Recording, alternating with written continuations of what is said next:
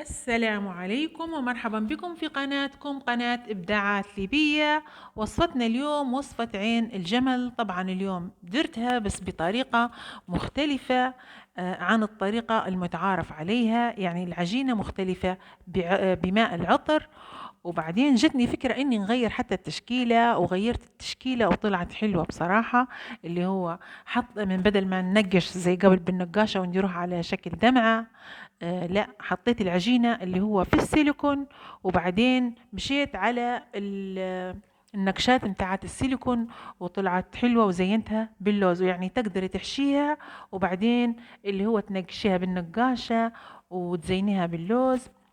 مقاديرها طبعا بالملعقة اللي هي 4 ملاعق من الزيت، و4 ملاعق من الزبدة بدرجة حرارة المطبخ، و4 ملاعق من السكر الناعم، وبيضة واحدة بدرجة حرارة المطبخ. طبعا تضربي السكر والزبدة مع بعضهن والزيت، وبعد تالي تضيفي البيضة وتضيفي لها الفانيليا، وتضيفي بشوية اللي هو الدقيق على حسب عجينتك، وبعدين تحطيها في السيليكون وتشكليها وتمشي عليها يعني بالنقاشة، وبتطلع النتيجة أكيد حلوة حتعجبكم. وبعدين حطيت جزء منها في الشربات وطلعتهم طبعا، وجزء منهم خليتهم بدون شربات.